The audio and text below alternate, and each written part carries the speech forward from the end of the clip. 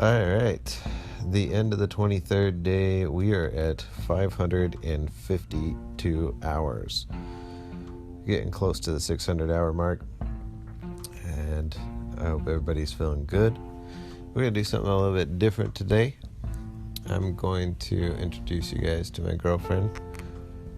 Her name is Felice. Felice, say hello. Hello.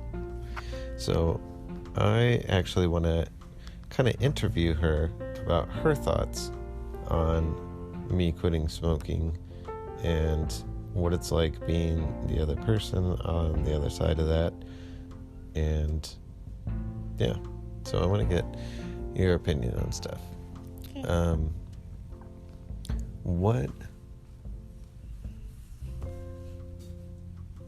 What did you feel when I was trying to quit before and was really struggling with it and wasn't able to do it? You'd see me, okay, I want to quit smoking, and then like three days into it, if I could even make it that far, you'd end up seeing me with a pack of cigarettes and be like, really? And getting upset. What do you recall with that? What did you learn through that process? Because at one point I had to like tell you, hey, look, I gotta do this on my own terms. But you went through some motions, right? And maybe this would be helpful for other significant others out there to hear. Maybe you can impart some advice on them. Yeah. I mean, throughout the whole thing, I kept thinking that I kind of had to keep pushing you to, stop and not buy another pack of cigarettes. And I think that was actually making it worse. And it's something that you have to decide for you. Yeah. And it's not, something I could decide for you, or I could tell you, okay, this is the last pack of cigarettes. That wasn't my choice. Yeah, and I'll be honest, whenever you said that, it made me want to smoke more. And I don't know if it's because it's something outside of my control. Mm-hmm. It has to be on your own terms, because you have to be able to make peace with it yourself. You have to be mentally ready and prepared for it. And if you're not, and you're obviously buying packs of cigarettes, and you haven't conditioned yourself to get to the point where you're strong enough to endure that time period without the nicotine, when somebody comes at you and they're like disappointed, it's just that much more frustrating. Yeah. And it's hard to get across to your significant other without really formulating your thoughts and opinions. I had to sit down and really think about it and go, how do I explain it to Felice that this is something that I got to do on my own terms? And I've never read a book on how to quit smoking. I've never really had any official tips on that, other than things that my friends have told me, and things that tools that I've collected along the way that I've used to try and use reverse psychology on myself. So I didn't really know how to speak with my significant other about it and say, I need you to be in my corner. And there was even times when I did ask you to be harsh on me, and that just doesn't work. It doesn't. That's not an effective tool. Shaming somebody out of it or guilting somebody out of it just does not work. Yeah, it's definitely not the healthiest way to go about it. And it's not, no, because it creates a rift between you and the other person that is completely not necessary. It didn't need to be there, because the action itself is useless. It doesn't help somebody quit smoking. The only thing it does is bring negativity into your situation. So, that being said, what part, at what point did you see, oh, he's really going to do this? And I'm talking the first time I quit. Oh. Yeah, in 2017 when I quit for the whole year. And, I mean, there was times, that was rough. Yeah, it was definitely That was rough. way different than this one, right? Yeah. Right? So I'm not the only one feeling that's different. Yeah. I mean, the first 2 weeks were hell. Yeah. In 2 weeks, the second week, there was like an eruption of just First few weeks. of just raw like anger for no reason. I even had to walk to the other side of the house and be like, I don't even understand why I'm mad right now. And I'm realizing it in that moment that I'm mad for no reason. I don't have a right to be mad, but yet I still couldn't calm down. That's the part that it was crazy for me to recognize of, I don't have a reason to feel this way, but I still feel this way. I can't escape that feeling. Yeah. That was a trip. So I guess back to my question, when did you see that, oh, maybe he will do it this time? When we were in like the stage where you were having kind of like I don't want to say mood swings, but mood swings. Usually you would get to that point and kind of just say, I just forget it, I'll just go buy another pack. But you kind of just wrote it out. When I realized you were writing it out, then at that point I knew, okay, well, this is gonna be it. And yeah. How did you feel? How did you get through the time of like the emotional roller coaster with it?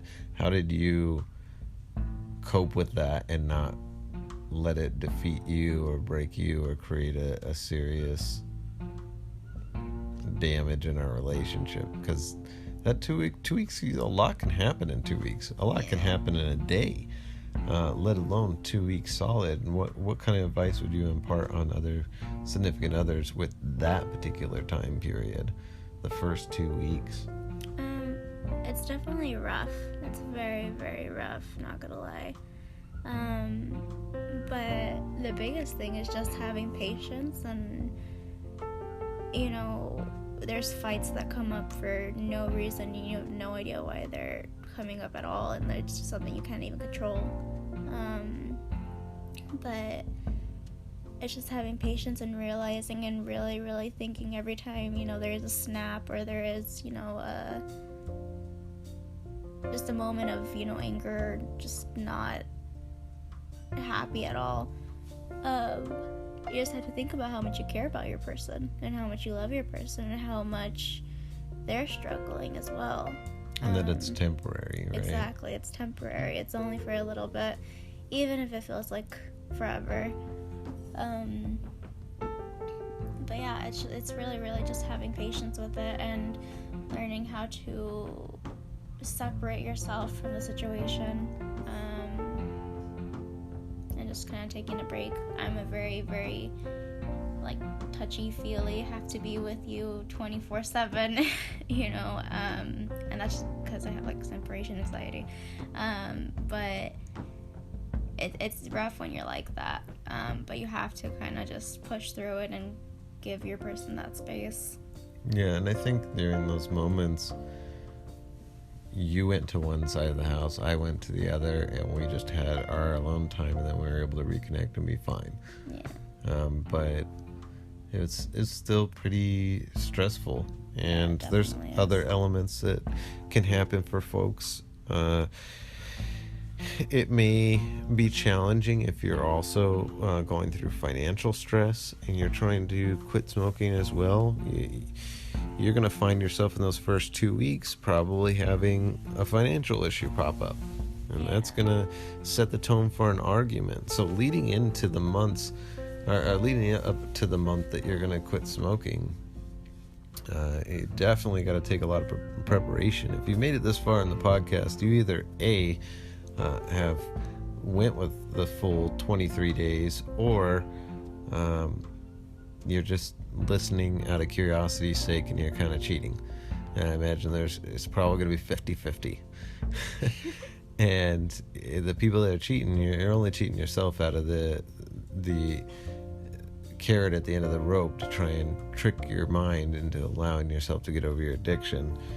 So I would stop and not go any further and use the final 7 days as that kind of incentive to push through the habit, so you can get a micro reward, a dopamine hit. Even though I'm not the most entertaining person in the world, this podcast isn't the most crazy, interesting podcast.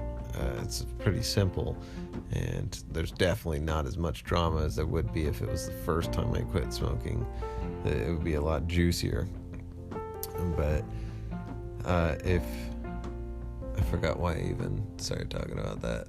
I've been telling people like my brain is like misfiring every once in a while because of the lack of nicotine. I was a little slow the first week.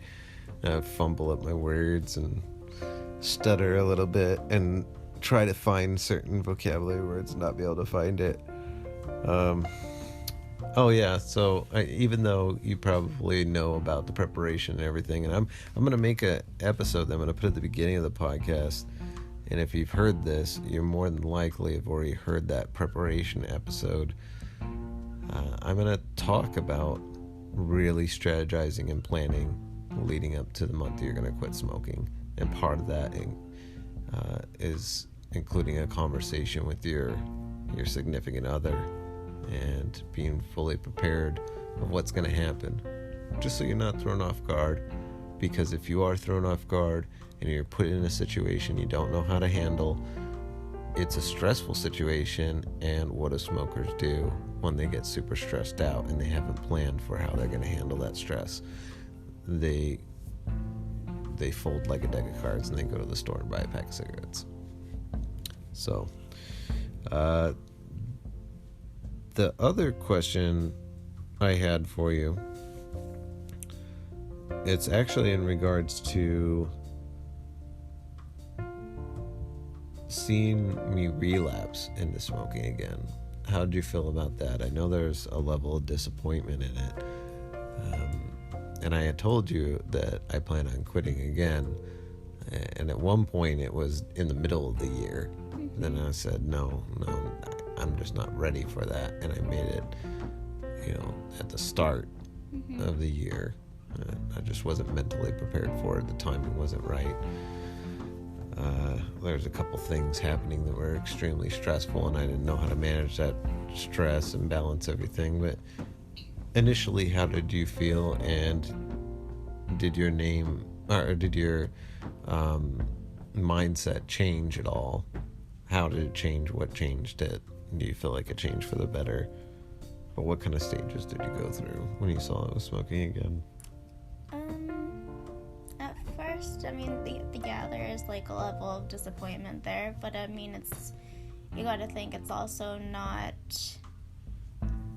like, it's not my call, that's not my life, that's not something I can control, and throughout those stressful times, that was stress that we were dealing with together, so I didn't really fault you there because it was incredibly stressful.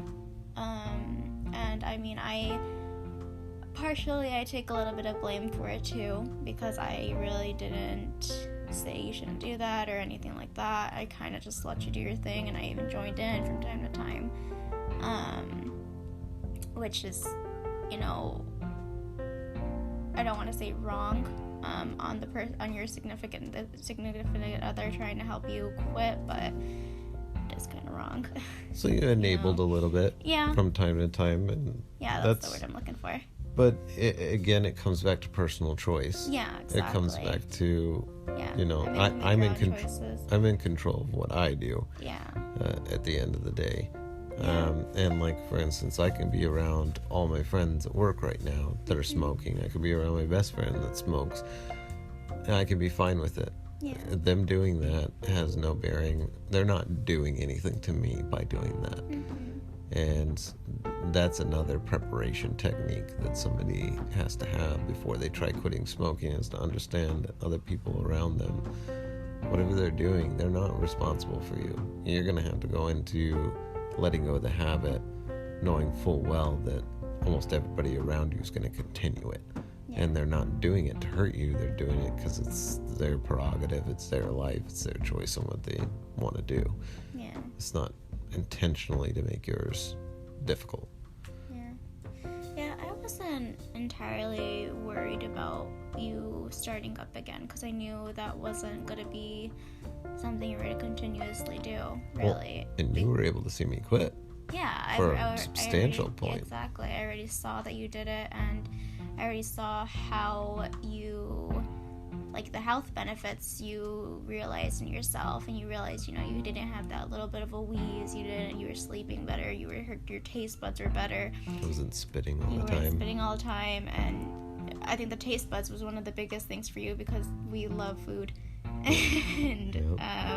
I think you could definitely outweigh cigarettes and that all the other stuff you got with it when you didn't smoke. Yeah. And I'm not gonna lie, there's always gonna be a part of me that misses it because I enjoyed it a little bit, and I don't even know if I'll relapse again in my life. That was probably accepting that I don't know whether or not I'll smoke again was the thing that made quitting the easiest. Yeah. When I tried quitting the first time, I told myself, well, I'll reward myself every New Year's with a cigarette. Mm-hmm. And that way my brain accepts that I don't have to go forever without having something I enjoy again. Mm-hmm. That's dicey though, because that's what ended up happening the first year after quitting.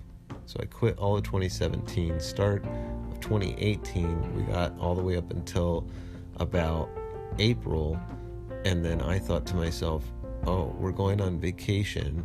It's a special occasion, and it ended up being an awful catastrophe of a vacation. Yeah. We spent so much money to try and go to Coachella, and she was excited to see Beyonce. I was excited to see Eminem. The Weeknd was going to be headlining there.